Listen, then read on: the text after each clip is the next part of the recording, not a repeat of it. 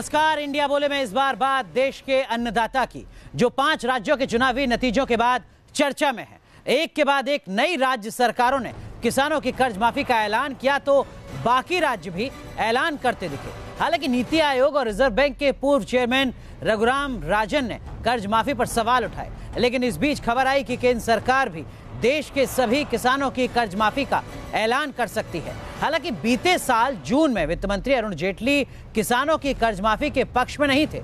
इस बीच किसानों की कर्ज माफी के इस ताजा फैसलों पर दलीलों का दौर भी जारी है। सवाल राज्यों के बजट और आर्थिक चुनौतियों को लेकर है। एक तबका है जो कर्ज माफी के पक्ष में नहीं। तर्क है कि अमीर और मिडिल क्लास से टैक्स वसूल कर वोट की खातिर किसानों में बांट देना ठीक नहीं। सवाल है कि क्या चुनाव से पहले वोट के लिए होम लोन और कार लोन को भी माफ कर दिया जाएगा। वैसे इस मुद्दे पर दूसरा पक्ष भी है, जिसके मुताबिक जब मुल्क में लाखों करोड़ रुपए का एनपीए हो सकता है, कारोबारियों का कर्ज माफ किया जा सकता है, तो खुदकुशी करने को मजबूर अन्नदाता की सुध क्यों नहीं ली जा सकती। ऐसे ही कुछ पहलुओं को समझने की कोशिश आज इंडिया बोले।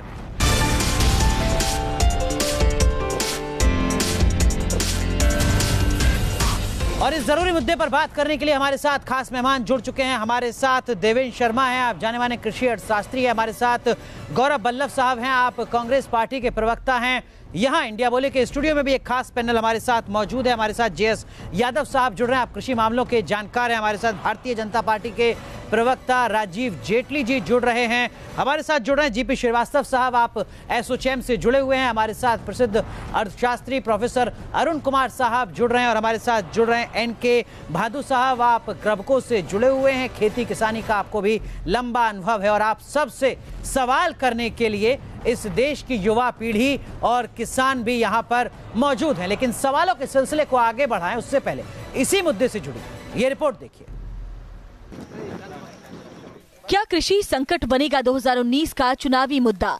3 राज्यों में कांग्रेस को मिली चुनावी सफलता के बाद ये सवाल गूंज रहे हैं। मध्य प्रदेश, छत्तीसगढ़, राजस्थान, असम में कर्ज माफी का ऐलान हो चुका है, लेकिन क्या कर्ज माफी से कृषि संकट का समाधान हो पाएगा? नीति आयोग और जानकार कर्ज माफी की सियासत पर सवाल उठाते रहे हैं। जानकारों का कहना है कि कर्ज माफी के फैसले से बैंकों के साथ लॉन्ग टर्म में किसानों को भी नुकसान होता है।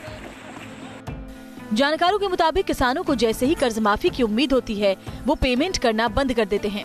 बैंकों की सबसे बड़ी चिंता ये होती है कि सरकारें कर्ज माफी के बाद उनको पैसा चुकाने में कई साल लगा देती है। जानकारों के मुताबिक फंड की कमी की वजह से बैंक नए लोन बांटने पर सुस्त हो जाते हैं। आरबीआई के पूर्व गवर्नर के साथ दूसरे विशेषज्ञ कर्ज माफी पर सवाल उठाते रहे हैं, लेकिन कर्ज माफी के समर्थकों का कहना है कि जब उद्योगपतियों के करोड़ों रुपए माफ कर दिए जाते हैं, तब सवाल नहीं उठाए जाते। किसानों की कर्ज माफी को हमेशा कटघरे में खड़ा किया जाता है। Team news nation. चलिए चर्चा की शुरुआत करते हैं और सबसे पहला सवाल गौरव बल्लभ साहब आपसे, ये जो कर्ज माफी का ऐलान एक के बाद एक आप कर रहे हैं, क्या मान लिया जाए कि 2019 का चुनावी एजेंडा किसानों के इर्द गिर्द रहने जा रहा है? इसमें क्या बुराई है? अगर किसान और जवान की बात अगर हिंदुस्तान में नहीं करेंगे तो किसकी बात करेंगे? 62 करोड़ किसान है देश में। और आपने अभी नीति आयोग का एक वक्तव्य दिखाया। अरे कहाँ गया था नीति आयोग जब मोदी सरकार 15 अपने इष्ट मित्रों का 3,27,000 करोड़ रुपया लोन वेवर कर रहा था? उस दिन उसका वक्तव्य क्यों नहीं आया? क्या 15 लोग भी को का कर सकते हो और 62 करोड़ किसानों का नहीं कर सकते? देश के खजाने पे हर व्यक्ति का बराबर हक है, तो 15 लोगों पे 3,27,000 करोड़ और 62 करोड़ किसानों की बात आती है तो सारी credit policy, credit race, credit discipline याद आ जाते हैं। क्यों याद आते हैं? और दूसरी बात मैं आपको बताता हूं कि मैं और मेरी पार्टी दोनों एक चीज मानते हैं कि कर्ज माफी, लोन वेवर एक इस किसानों को डिस्ट्रेस से निकालने की नेसेसरी कंडीशन है, पर सफिशिएंट कंडीशन नहीं। ठीक है, उस पर हम आएंगे, कंडीशन है, उस पर हम आएंगे गौरव बल्लभ। लेकिन आप जो कह रहे हैं उससे ऐसा लग रहा है कि कांग्रेस पार्टी सबसे ज्यादा गंभीर है किसानों को लेकर, उनकी कर्ज माफी को लेकर। अगर ऐसा ही है तो 2014 के चुनाव से पहले एक बार और कर्ज माफी का ऐलान क्यों नहीं किया जैसा 2008 में किया? आपको मैं बता दूं, लोग यही पूछते हैं हमसे कि आपने 2008 में आज तक की देश का सबसे बड़ा कर्ज माफी 72,000 करोड़ रुपए का किया, उसके बाद किसानों की क्या हालत हुई? अनुराग जी, आंकड़ा बताता है कि 2008 के बाद कृषि विकास दर 4.1% से बढ़ी, और पिछले 4 सालों में मोदी सरकार में कृषि विकास दर 1.9% से बढ़ी। तो ये कहना कि कर्ज माफी से किसानों को कोई फायदा नहीं होता, अरे मैं तो ये कह ही नहीं रहा, मैं तो आपसे ये पूछ रहा हूं कि अगर 2008 की आपकी कर्ज माफी के ऐलान के बाद स्थितियां बेहतर हो गई थी, तो मेरे पास जो आंकड़े हैं वो कह रहे हैं कि 2012 में इस देश में 13,754 किसान खुदकुशी कर रहे थे। 2013 के आंकड़े हैं जो बताते हैं कि 11,000 से ज्यादा आंकड़े किसान खुदकुशी कर रहे थे। अगर सब कुछ ठीक था तो फिर ये आंकड़े क्यों, और फिर खुदकुशी के बीच में कर्ज माफी का ऐलान क्यों नहीं? बहुत संक्षेप में गौरव बल्लभ। अनुराग जी, कम से कम हम आंकड़े तो प्रकाशित कर रहे हैं। पिछले 2 साल से इन लोगों ने एनसीआरबी के आंकड़ों पे रोक लगा दी। ये वो सरकार है जो बोलती है डाटा नहीं है, पर लोगों के घर का डाटा की निजता हम लेंगे। ठीक है, राजीव जेटली, मैं आता हूं गौरव जी आपके पास। राजीव जेटली, आपने सुना कांग्रेस के प्रवक्ता को, 2 सालों क्या आपको लगता है कि इन राज्यों के नतीजों के बाद बीजेपी को भी झटका लगा है? अब राम मंदिर की बात उतनी ज्यादा नहीं हो रही है, अध्यादेश की बात उतनी ज्यादा नहीं हो रही है, विकास की बात हो रही है, आप भी अब किसानों की बात कर रहे हैं। क्या अब 2019 का चुनाव वाकई किसानों के मुद्दे पर लड़ा जाएगा बीजेपी के द्वारा भी? देखिए, एक बात तो बिल्कुल स्पष्ट है कि किसान भोला भाला होता है, किसान ना समझ नहीं होता। जिस तरीके से मेरे कांग्रेस के साथी जोर जोर से नारे लगा रहे हैं, अगर नारे लगा के किसान समृद्ध हो सकता होता तो मुझे लगता है आज हमारा किसान, वो नारे लगा रहे थे कर्ज माफी के, वो जीत गए सर हर जगह। मैं भी बता रहा हूँ नारे कैसे लगा रहे हैं। देश, पूरी दुनिया का सबसे समृद्ध किसान हमारे देश का किसान होता। अभी कर्नाटका की बात कीजिए, 800 किसानों का लोन बेवफ करा इन्होंने, कहाँ पे हजारों किसान सड़कों पर खड़ा है।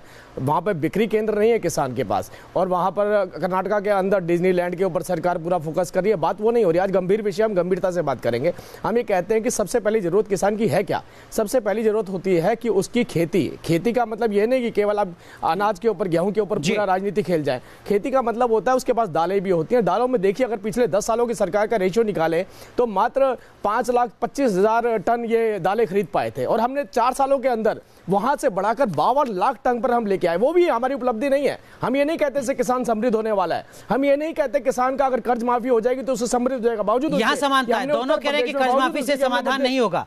आप भी यही बात कह रहे हैं, गौरव बल्लभ भी यही बात कह रहे हैं। मैं केवल ये कहना चाहता हूं कि जब हम कहते हैं समृद्ध करने के, आपने कदम क्या उठाए? हमारे पास तो आंकड़े हैं। हमने कहा कि हम सिंचाई व्यवस्था पे कहां पहुंचे, मैं आंकड़ों के साथ दे सकता हूं। मैं आपसे आंकड़े लूंगा कि हमने कितनी, सर मैं सिंचाई के आंकड़े आपसे लूंगा। हर खेत को पानी पहुंचाने का वादा कर रहे थे। हमारे साथ देवेंद्र शर्मा जी हैं। देवेंद्र जी, आपने सुना कांग्रेस के प्रवक्ता को, आपने सुना भाजपा के प्रवक्ता को, दोनों ये कह रहे हैं कि हम बहुत गंभीर हैं किसानों के लिए।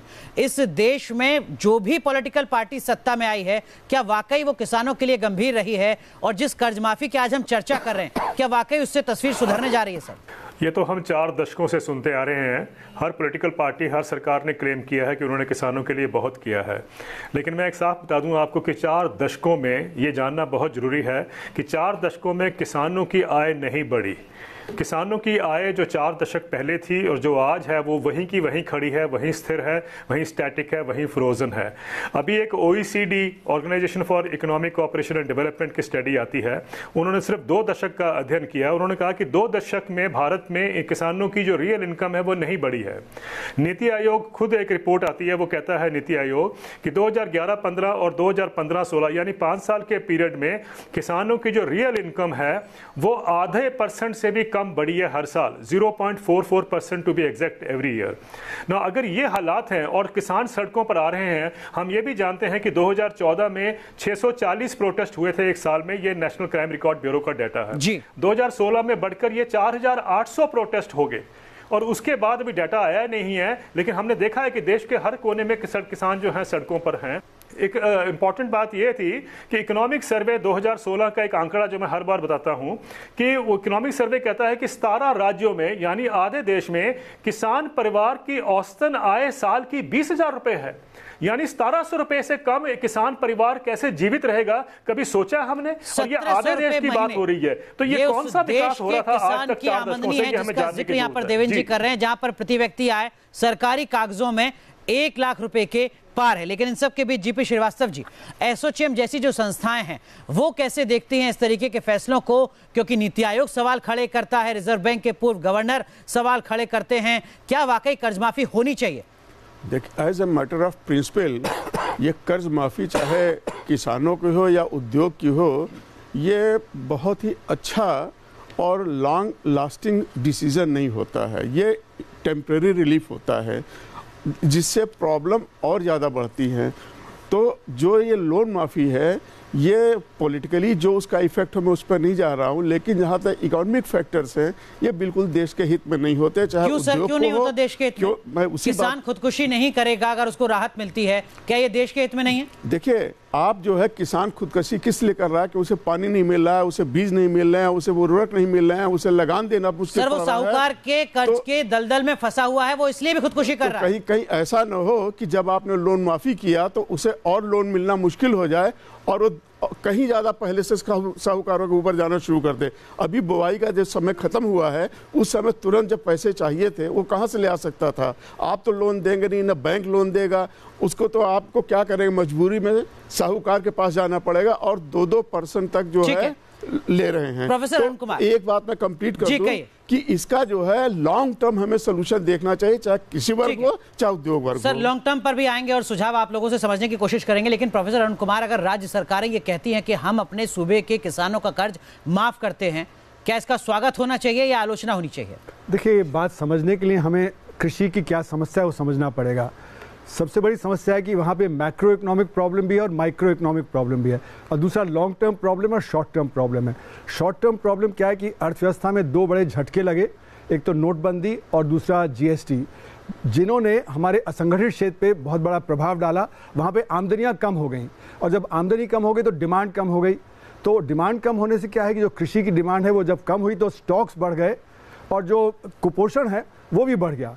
तो यानी कि जो पर्याप्त मात्रा में अगर खरीदते तो हमारे यहाँ स्टॉक्स नहीं होते, और इसलिए मेरा मानना है कि जो कृषि की समस्या है वो जुड़ी हुई है डिमांड की समस्या से, जो मैक्रो इकोनॉमिक समस्या है। और इसी तरह जो नोटबंदी का असर हुआ कि कॉस्ट जो है वो बढ़ गया, तो एक तरफ प्राइस कम हो गया, दूसरी तरफ कॉस्ट बढ़ गया, तो आमदनी जो है वो स्क्वीज हो गई। और यही समस्या है जिसकी वजह से किसानी पिछले 2 साल में खासकर परेशानी में आ गया। और उसी का समाधान उसका इमीडिएट हमेशा से बदहाल ही रहा है। तो इसलिए पर इमीडिएट समाधान यही हो सकता है कि आप उसके लिए नोटबंदी की जो असर है उसको खत्म करने के लिए आप ऋण मुक्ति करें, और ऋण मुक्ति करके जो इमीडिएट जो रिलीफ मिलेगा उसका फिर लॉन्ग टर्म जो असर होगा वो देखना पड़ेगा। अब लॉन्ग टर्म में जो चीजें हैं वो ये कि कृषि में जो कॉस्ट है वो कैसे कम किया जाए और जो प्राइस जो रियलाइजेशन है वो कैसे बढ़ाया जाए, तो ये देखा गया है कि जो प्राइस है ना, प्राइस जो है जो किसान को मिलता है, जो हम कंज्यूमर अर्बन एरिया में लेते हैं, उसमें बहुत बड़ा गैप है, जमीन आसमान का फर्क वो जो गैप है उसको कम करें। लेकिन तो उसमें मैं आता हूं सर, उस पर आता हूं। एनके बहादुर साहब, अभी हम मोटे तौर पर कर्ज माफी को समझने की कोशिश कर रहे हैं। कर्ज माफी सरकारों के स्तर पर, केंद्र या राज्य, सही फैसला? मैं इसके पक्ष में नहीं हूँ, ये फैसला ठीक नहीं है, लॉन्ग टर्म में ठीक नहीं है, शॉर्ट टर्म में बेनिफिट देने के लिए हो सकता है। इसका जो बैड इम्पैक्ट जाएगा वो बैंकिंग पे जाएगा, और हमारा जो सिस्टम है जीडीपी पे, उस पर बहुत बड़ा इफेक्ट आएगा। सन 2008 का आप उदाहरण लीजिए, 2008 में कर्जा माफ़ किया था और हमारे बैंकों की क्या हालत हो गई थी, लोन इन्होंने लिबराइज़ किया था, लिबराइज़ करने के बाद में बैंकों की पोजीशन इतनी वीक हो गई थी कि उसका रिजल्ट हम आज भुगत रहे हैं। ठीक है, और मैं इसके पक्ष में बिल्कुल नहीं हूँ। जीएस यादव साहब, बहुत संक्षेप में, कर्ज माफी किसानों की होनी चाहिए या नहीं होनी चाहिए? मैं देखिए इसको इस तरह देखता हूँ कि इन्वेस्टमेंट को, किसी भी इन्वेस्टमेंट के एक बैकवर्ड साइड होती है, एक फॉरवर्ड साइड। हम बैकवर्ड साइड पर बहुत ज़्यादा ध्यान दे रहे हैं, फॉरवर्ड साइड की उसकी रेवेन्यू स्ट्रीम, उसकी इनकम स्ट्रीम, उस जैसे अभी हमारे सर ये तो लॉन्ग टर्म चीज़ हो गई, जो शॉर्ट टर्म फैसला है सरकारों का, क्या ये सही है? मैं ये कहूँगा ये सही नहीं है। मैं खुद चाहे किसान हूं, बट मुझे ये ठीक नहीं लगता। ठीक है, तो यहां पर एक पक्ष है जिसको लगता है कि कर्ज माफी सही फैसला नहीं है, साथ में यह भी कहा जा रहा है कि कर्ज माफी इकलौता समाधान नहीं है और क्या कुछ किया जाना जरूरी है, यह भी समझने की कोशिश करेंगे। खास मेहमान लगातार हमारे साथ बने हुए। तो इंडिया बोले में आज हम बात कर रहे हैं देश के अन्नदाता की, किसानों की, और यह समझने की कोशिश कर रहे हैं कि क्या किसानों की कर्ज माफी होनी चाहिए, नहीं होनी चाहिए। हमारे साथ युवा पीढ़ी मौजूद है, किसान मौजूद हैं, थोड़े सवाल लेते हैं, उसके बाद चर्चा को आगे बढ़ाते हैं। मैं बता रहा हूं आपको, जो ये किसान माफी है 3 प्रदेशों में, ये पूरे देश में कर्ज माफी होनी चाहिए, खाली ना कि 3 प्रदेशों में होनी चाहिए। मेरा क्वेश्चन ये है कि टैक्स माफ हो रहा है, बिजली माफ हो रही है, क्या आपको ऐसा नहीं लगता है कि ये टैक्स पेयर्स के ऊपर बहुत ज्यादा बर्डन होगा, क्योंकि ये पैसा आएगा कहाँ से? देखो, पहली बात तो जितने भी हमारे यहाँ पे बैठे साथियों ने जो सवाल पूछा, उससे एक बात तो साबित हो गई कि कांग्रेस ने किसानों के मुद्दे को आज देश के सेंट्रल स्टेज पे ले आई, और देखा देखी में भाजपा की कई सरकारें छोटा छोटा छोटा कुछ कर रही है। हमें खुशी है कि किसानों के मुद्दे पे हमारी वजह से कोई काम हो रहा है, हमें खुशी है। हम तो केवल ये कहना चाहते हैं कि हाँ, जब हम प्रोक्योरमेंट की बात करते हैं, इंफ्रास्ट्रक्चर देने की बात करते हैं, हम वेयर हाउस की बात करते हैं, वो निर्माण किसने किया? भारतीय जनता पार्टी ने मात्र 4 साल के अंदर आके। देखो, बिना आंकड़ों के मैं बात नहीं करूंगा राजीव भाई। अगर आपने बहुत अच्छा काम किया होता तो किसान पैदल बंबई से महाराष्ट्र का किसान सबसे बड़ी मुसीबत, किसान की सबसे बड़ी मुसीबत होती है प्राकृतिक आपदा में उसे मुआवजा मिलना चाहिए। तो इंडिया बोले में आज हम बात कर रहे हैं किसानों की और ये समझने की कोशिश कर रहे हैं कि अगर राज्यों के स्तर पर कर्ज माफी का ऐलान किया जाता है तो क्या ये सही है? अगर सही है तो फिर इसकी आलोचना क्यों हो रही है और आखिर क्यों 7 दशक के बाद भी इस देश में खेती करना फायदे का सौदा नहीं बन पाया? कैसे वो बन पाएगा और 2019 में क्या उसकी तस्वीर झलक देखने को मिलेगी? खास मेहमान लगातार हमारे साथ बने हुए, उनसे चर्चा करेंगे, लेकिन सबसे पहले इसी मुद्दे से जुड़ी ये रिपोर्ट देखिए। चुनाव से पहले कर्ज माफी की होड़, ऐलान तो हो गया, लेकिन इसका क्या असर होगा? सरकारी खजाने पर जो बोझ बढ़ेगा उससे कैसे निपटेगी राज्य सरकार? एक आंकड़े के मुताबिक मध्य प्रदेश में 2014-15 से जून 2018 के बीच कृषि संबंधित नॉन परफॉर्मिंग एसेट यानी कि एनपीए दोगुना होकर करीब 10.6% हो चुका है। जानकारों के मुताबिक ताजा कर्ज माफी से यहां सरकारी खजाने पर 35 से 36 हजार करोड़ का बोझ पड़ेगा। वहीं राजस्थान में कर्ज माफी से 18,000 करोड़ का बोझ पड़ेगा, जबकि छत्तीसगढ़ में कर्ज माफी से 6100 करोड़ का अतिरिक्त भार पड़ेगा। राज्य सरकारों के मुताबिक आर्थिक बोझ तो है ही, इसके साथ ही बड़ा सवाल छोटे किसानों और खेतिहर मजदूरों का भी है। जानकारों का कहना है कि कर्ज माफी से इन्हें फायदा नहीं होता। जानकारों का ये भी कहना है कि कृषि संकट से उबरने के लिए बहुत कुछ किए जाने की जरूरत है। Team news nation. चलिए चर्चा की शुरुआत करते हैं। देवेंद्र शर्मा जी, आपसे समझना चाहूंगा, आपने सुना यहां पर बीजेपी के प्रवक्ता और कांग्रेस के प्रवक्ता को, हर कोई ये दावा कर रहा है कि जितना इंफ्रास्ट्रक्चर डेवलप किया हमारी सरकार ने उतना किसी ने नहीं किया। क्या वाकई सरकारें गंभीर रही हैं? देखिए, सरकारें गंभीर रही का इशू आप समझ लेते हैं उसके, लेकिन उससे पहले मैं एक बात कहना चाहूँगा जो आपके किसी साथी ने सवाल भी किया था कि अगर वाकई ही ये एक सारा इकोनॉमिक स्ट्रक्चर और इसमें इतनी सपोर्ट है, इतना कि भाई एक कर्ज माफ़ी गलत हो रहा है एग्रीकल्चर में, तो मुझे एक चीज़ समझ नहीं आती है कि इसका जो प्रॉब्लम है, इसकी जो जेनेसिस है वो कहाँ से निकलती है। देखिए, हमारे जो चीफ इकोनॉमिक एडवाइज़र थे अरविंद सुब्रमण्यम साहब, अब तो वो चले गए हैं, उनकी स्टेटमेंट सुन लीजिए आप, और वहीं से प्रॉब्लम शुरू होता है। वो कहते हैं कि कॉर्पोरेट लोन राइट ऑफ जब करते हैं तो इकोनॉमिक ग्रोथ होती है। अब मुझे बताइए कि आप बैंक से कर्जा कॉर्पोरेट भी लेता है, बैंक से कर्जा किसान भी लेता है। जब कॉर्पोरेट लोन को राइट ऑफ करते हैं तो कहते हैं इकोनॉमिक ग्रोथ होती है, और जब किसान का कर्जा माफ होता है तो कहते हैं कि इसमें नेशनल बैलेंस शीट खराब हो जाएगी, मॉरल हैजर्ड हो जाएगा। ये सब कहा जाता है, जो उर्जित पटेल ने भी कहा और अरुंधति भट्टाचार्य जी ने भी कहा। ये आपको स्पष्ट दिखाता है कि देश के हमारे जो मेन लाइन इकोनॉमिस्ट हैं उनकी कैपेसिटी ही नहीं है ये समझने की कि जो कॉर्पोरेट लोन राइट ऑफ किया गया है उसका देश के ऊपर क्या असर पड़ रहा है, क्योंकि उनको टेक्स्ट बुक्स में सिखाया ही नहीं गया है। ये बड़ी इंटरेस्टिंग आपको डाटा मैं देता हूं कि उत्तर प्रदेश में तकरीबन 38,000 करोड़ रुपए का लोन माफी हुई है। उससे पहले सन 2012 और 2015 के बीच में डिस्कॉम जो है, जो कंपनियां पावर वाली कंपनियां हैं, उनके 72,000 करोड़ रुपए के जो लोन है वो सरकार ने ले लिए, अपने ऊपर माफ कर दिए। 72,000 करोड़ रुपए कभी आपने चर्चा सुनी देश में होते हुए? लेकिन 38,000 के ऊपर इतना अटैक होता है कि सब ये गलत हो रहा है। अब दूसरा और सुनिए, जब 2008-2009 के बाद इकोनॉमिक स्टिमुलस पैकेज दिया गया कॉर्पोरेट्स को 3 लाख करोड़ रुपए का, उसमें से आज भी 1,86,000 करोड़ रुपए हर साल मिल रहा है कॉर्पोरेट को। 1,86,000 करोड़ रुपए अगर किसानों को दे दें तो इस देश में हंगामा मच गया होता, लेकिन कॉर्पोरेट को दे रहे हैं। इकोनॉमिस्ट भी चुप हैं, पॉलिसी मेकर भी चुप है, नीति आयोग भी चुप है, और ये कारण है, हमें समझना है कि देश की जो पूरी जो नैरेटिव बनाया जाता है वो इस तरीके से बनाया गया है। जीपी श्रीवास्तव साहब को तो दोष दिया जाता है। जीपी श्रीवास्तव साहब, ये क्यों एसोचैम, फिक्की और तमाम उद्योग संगठन सामने आके खड़े हो जाते हैं? ये कहते हैं कि साहब देश की अर्थव्यवस्था चरमरा जाएगी अगर आप किसानों का कर्ज माफ कर रहे हैं। सोच को बदलने की जरूरत है, आप क्यों नहीं बदल पा रहे हैं अपनी सोच को? देखिए, आपको अगर ऐसा लगता है कि उद्योग जगत में लोग नाम लेते हैं 5, 7 या 8 घरानों का, वास्तव में स्थिति 8 घरानों की नहीं है। वहाँ पर जो 8 लाख या 80 लाख लोग काम कर रहे हैं उनकी होती है। ये इसका बेनिफिट जो है, आप ये मत समझिए कि सिर्फ उन घरानों के ओनर्स को जाता। ओनर कौन है? आज एम्प्लॉयज़ ही हैं। हमने जब उस बात को कहा तो यही चीज़ मैं एग्रीकल्चर में भी कहना चाहता हूँ। मेरा एक सीधा सा सबमिशन, जब आपने पूछा क्या हो सकता है, बजाय कर्ज माफ़ी के कोई भी सेक्टर हो, मैं न एग्रीकल्चर के अगेंस्ट में बोल रहा हूँ, न उद्योग के फेवर में बोल रहा हूँ। आप इस लोन को डिफर भी तो कर सकते हैं, और अगर उसका इफेक्ट और न बढ़े तो उसके ऊपर इंटरेस्ट को आप माफ कर सकते हैं, लेकिन उससे जो है एक जो फिजिकल डिसिप्लिन है वो तो बनी रहेगी। सर क्या आपने जब माफी की बात किया है, अरुण कुमार, जो बात यहाँ पर श्रीवास्तव जी कह रहे हैं, क्या ये उद्योग जगत पर भी इसी तरीके का फॉर्मूला लागू होता है? हमारे देश का एनपीए डूबा हुआ कर्ज लगभग 8.5 लाख करोड़ है। आप हर बार जिक्र करते हैं इस बात का कि कैसे पिछली सरकार में भी टैक्स एक्सपेंडिचर के नाम पर कारोबारियों को राहत दी जाती थी। ये कैसा विरोधाभास?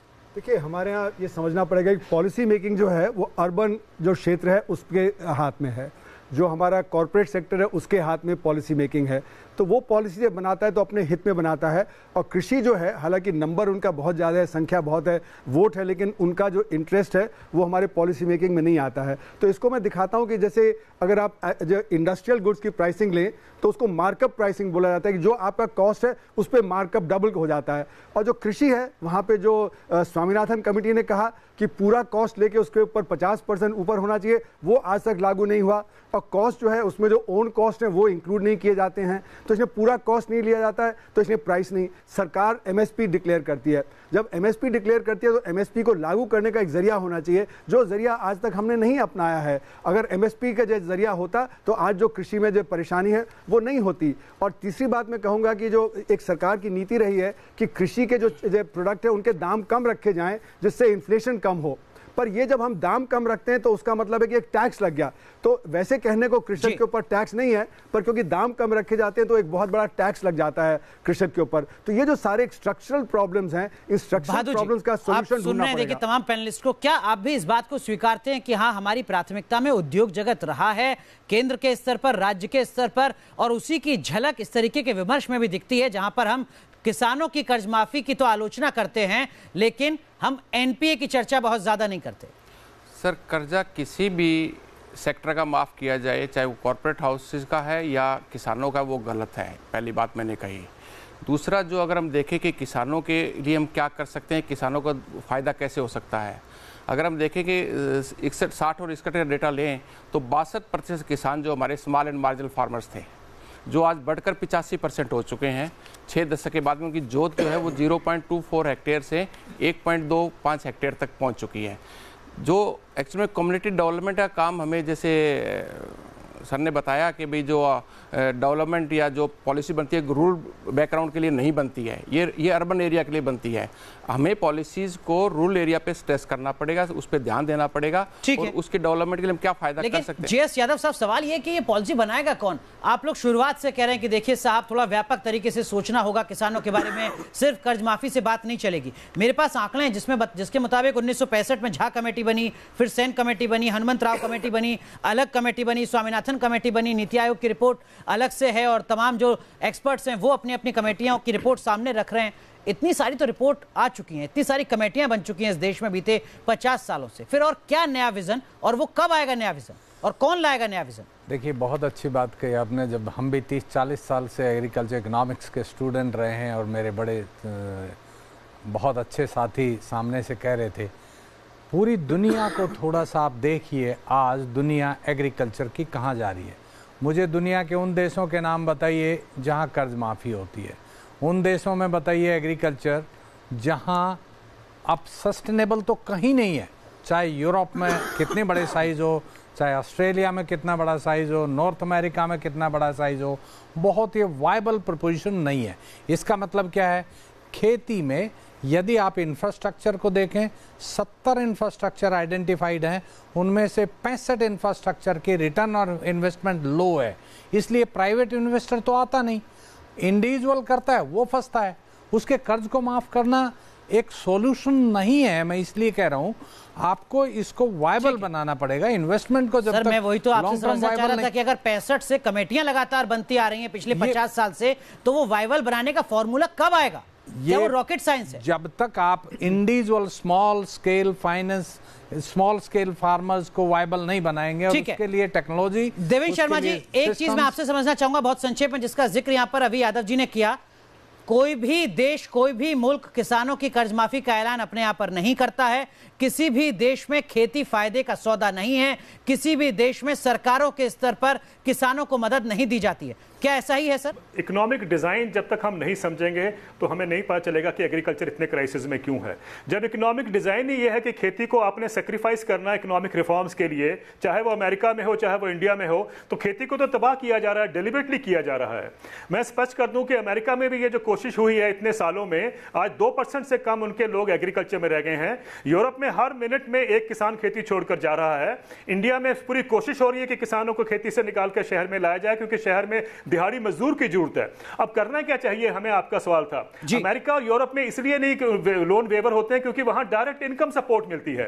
ये डायरेक्ट इनकम सपोर्ट कितनी मिलती है अगर ये जान जाए हमारे साथी तो हैरानगी होगी। $420 बिलियन का सब्सिडी है ओईसीडी कंट्रीज में, जो जिसमें से अधिकतर जो है वो डायरेक्ट इनकम सपोर्ट में जाती है किसानों को। ठीक है। और उसमें वो जब अगर एवरेज $65,000 किसान को मिलते हैं अमेरिका में, तो बताइए उसको अभी तो शुरुआत हुई है। और 10 साल से जब मैं ये कहता आया कि साहब ये डायरेक्ट इनकम सपोर्ट करिए, तो इकोनॉमिस्ट मेरे पे हंसा करते थे। कुछ और सवाल इस मुद्दे को लेकर? जी। केंद्र में और प्रदेश में इतने टाइम होगा, इन्होंने कोई नीति बनाई है? अब जब कर्ज कांग्रेस आई है 3 प्रदेशों में और कर्ज माफी कर रही है, उस पे ये कहते हैं कर्ज माफी नहीं करनी चाहिए। मेरा सवाल ये है कि किसान जो लोन लेते हैं वो बैंक से तो बहुत कम लेते हैं, मोस्ट ऑफ द किसान लोन तो साहूकारों से लेते हैं, तो उन लोगों के लोन की माफी के लिए आप क्या कर रहे हैं? तो जो सरकार मूल्य तय करती है, लागत मूल्य किसानों के अन्न के लिए, तो वो उनको कम से कम वो तो उनको दिलवा दीजिए। ठीक है, जरूरत ही ना पड़े कर्ज माफी की।